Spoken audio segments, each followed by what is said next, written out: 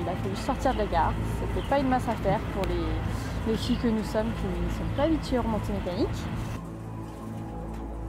On va où les filles? Au plan de l'aiguille. On sait où on va, mais on sait pas par où on y va.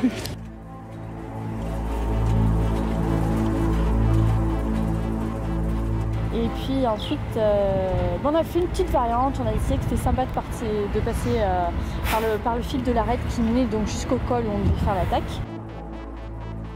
On est sur un truc où on s'est dit qu'il fallait peut-être qu'on sorte la corde. Alors du coup, on a sorti la corde et puis Gaëlle nous a appris l'encordement randonnée pédestre. Du coup, on s'est retrouvés à 6, les unes à la suite des autres, avec un nœud autour de la taille. Mais on a encore appris à brasser de la corde, à faire des nœuds rapidement, à s'encorder vite. Donc déjà, on s'excuse par rapport à la cordite 2 là, qui voulait faire une voie peu parcourue à Chamonix, être un petit peu à l'écart. Donc ils se sont fait complètement envahir par le groupe de filles qui plus est. Je vous laisse imaginer le volume sonore. Et ensuite, il y avait globalement de la fissure. Il y avait un petit pas de dalle et ce qui était intéressant, c'est qu'on était en grosse en fait ce jour-là. Donc il a fallu gérer petit pas de dalle en grosse sur le granit, retrouver un peu les sensations.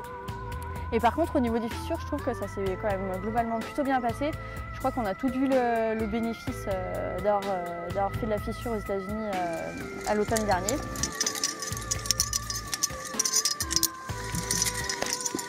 Ça va là? Bien passé? Nickel. Impeccable. C'est ce qui compte. Du coup, après cette petite longueur de mi-off-width, mi-dièdre, où je pense que si j'avais pas eu mes câblés, j'aurais glissé le long de cette fissure beaucoup trop large pour mes grosses que j'arrivais pas à coincer dedans.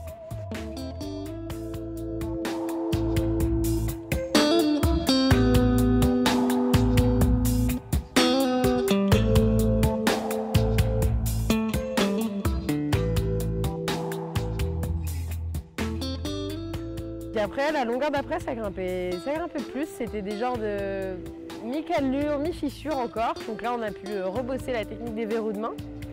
Aude s'en est bien sortie. Là encore, on s'est souvenu de toute la pédagogie d'avoir les grosses. Alors quand il y a un petit peu en dalle, la pédagogie, tu l'oublies un peu, mais voilà. Et la dernière longueur, c'était assez facile, des assez gros blocs jusqu'au sommet. Voilà, où on pouvait protéger avec des grandes sangles sur des gros blocs.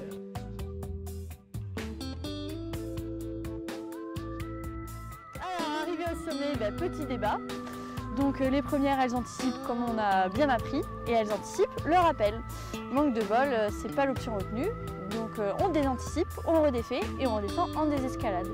Ce qui, ma foi, était tout aussi rapide certainement et puis assez intéressant, pas si dur. On retrouve le col de la bûche, on descend un couloir en neige. Neige toujours par 40 degrés maintenant au soleil, avec des pierres qui commencent à débarouler un peu à droite à gauche de nous, heureusement pas sur nous. Et là, on met le turbo et on rentre le plus vite possible. Du coup, moi, ce que j'ai appris quand même pendant cette course, c'est que d'habitude, dans une course comme ça, j'ai toujours les chaussons dans le sac. Comme ça, pour le petit pas de dalle qui fait un peu peur, tu peux mettre les chaussons. Et là, on s'était dit, le challenge, c'est de pas les prendre. Du coup, on les a pas pris. Et du coup, ça t'oblige à être assez efficace avec les grosses. Parce que quand il y a une fissure et que tu peux coincer le pied dedans, ça va bien. Mais quand tu es sur une vieille dalle toute lisse, tu es obligé d'optimiser, quoi. Donc moi, je dirais que c'est surtout le fait de grimper en grosse qui m'a appris à être efficace, on va dire.